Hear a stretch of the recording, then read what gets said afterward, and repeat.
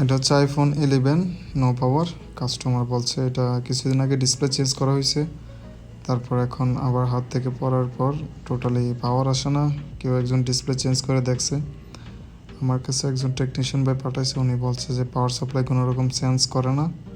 আর আমি এখন power supply লাগে চেক করে দেখলাম যে পাওয়ার সুইচ ক্লিক করার সাথে সাথে 20, 60, 11 এরকম রিডিং নিয়ে ছাড়া দিচ্ছে, একদম জিরোতে চলে যেতেছে, আবার অটোমেটিকলি রিডিং নিচ্ছে, এরকম কন্টিনিউ হইতেছে।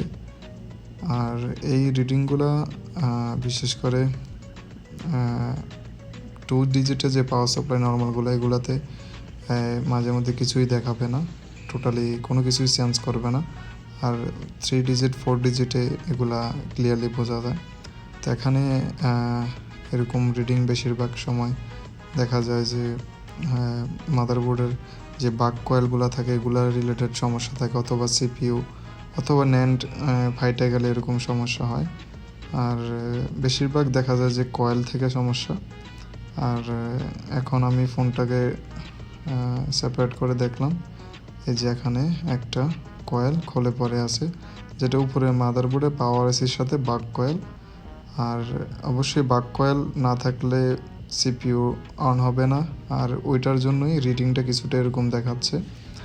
আর এটা এখন টোটালি ড্যামেজ, এটাকে পুনরায় বসানো যাবে না, নতুন বসাতে হবে।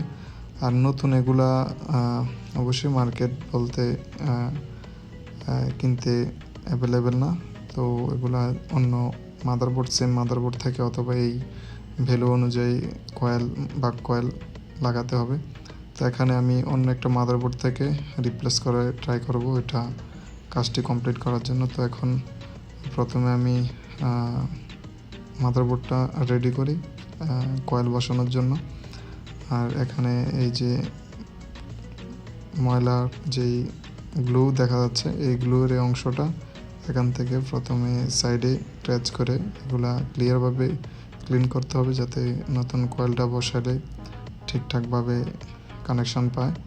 আর এখানে ব্ল্যাক পেস্ট ছিল, এগুলা উঠাই নিয়েছি। আর পুরাতন কয়েলের যেই নিচের অংশ, এগুলা এখানে ফ্লাক্স আর আয়রনের সাহায্যে, আমি হটগানের হিট ইউজ করতেছি না এখানে একটি স্তর যেটা আয়রনের সাহায্যে 2-1 বার ক্র্যাচ করলে এটা উঠা যায়। আর এভাবে ক্লিন করে সমান করতে হবে, যে আমার এক অংশ ক্লিয়ার আর অন্য অংশ। তো এখন আমি কিছুটা স্কিপ করে দিচ্ছি এই অংশটা, জাস্ট সেভাবে ক্র্যাচ করে যেই লিডের যে অংশটা বের করতে হবে। তারপর এখানে এক্সট্রা আমি 183 ডিগ্রি যেই পেস্টটা আছে, সোল্ডার পেস্ট, ওইটা দিয়ে আমি এখানে এক্সট্রা দিয়ে দিচ্ছি, যাতে কয়েলটা খুব কম হিটে এখানে লাগানো যায়। যেহেতু পাওয়ার এসির সাথে এখানে ওভার হিট ইউজ করলে পাওয়ার এসি ড্যামেজ হওয়ার সম্ভাবনা থাকে। তো আমি এখানে একটি সোয়াইপের মাদারবোর্ড, আমার কাছে নষ্ট যে মাদারবোর্ড বা অকেজো মাদারবোর্ড থেকে আমি সেম কয়েলটাই উঠাইতেছি। এখানে কয়েল ওঠানোর ব্যাপারে কিছুটা সতর্ক থাকতে হবে, না হয় কয়েল ড্যামেজ হয়ে যাবে। কারণ এই কয়েলগুলো মূলত ওঠানোর সময় আমি যেভাবে ওঠাই সেটা হচ্ছে এখানে 400-এর উপরে 420 এরকম হাই হিট ইউজ করি। আর আশেপাশের ক্যাপাসিটার কয়েলগুলো সরা নেই, তারপর একটা নির্দিষ্ট আলতোভাবে এখানে এটাকে হালকাভাবে নাড়াচাড়া করলে একদম নিচ থেকে কয়েলটা উঠবে ভালোভাবে, আর কোনো রকম ড্যামেজ হবে না। আর যদি তাড়াহুড়া করে কম হিটে ইউজ করি তাহলে কয়েলটা ফেটে যায় বা ভেঙে গিয়ে নিচ থেকে ওঠে না। যেভাবে আমার যে ফোনটিতে যে সমস্যা হয়, ফোনটিতে যেভাবে উঠছে ওইভাবে উঠে যায়, তখন ওইটা আর ইউজ করা যায় না, তখন টোটালি ড্যামেজ হয়ে যায়। তো এক্ষেত্রে এভাবে উঠাইলে আমার মনে হয় সবচেয়ে ইজি। আমি এভাবে কাজ করি, এখন পর্যন্ত সবগুলো ঠিকঠাক উঠছে। এখানে আমি কয়েলটা কানেক্ট করতেছি।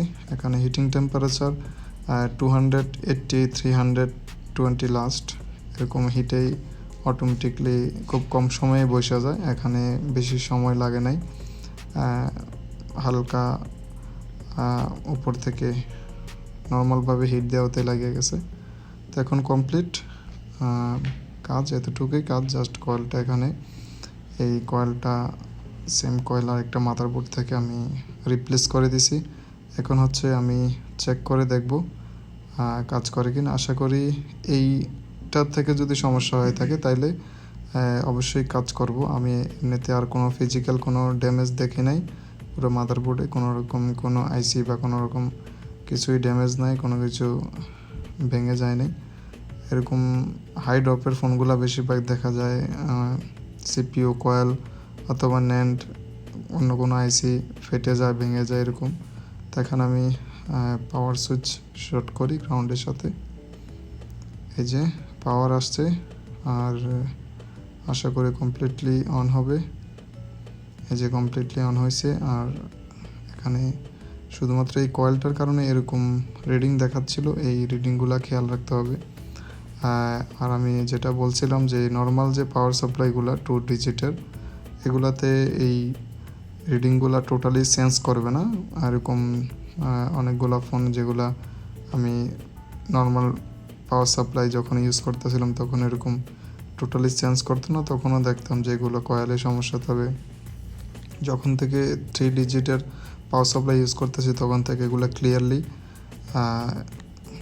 বোঝা যাচ্ছিলো যে এরকম রিডিং নিয়ে নিয়ে ছেড়ে দিচ্ছে। এগুলা বেশিরভাগই কয়েল রিলেটেড অথবা সিপিইউ রিলেটেড সমস্যা থাকে। তো এখন আমার ফোনটি কমপ্লিটলি ওকে হয়েছে।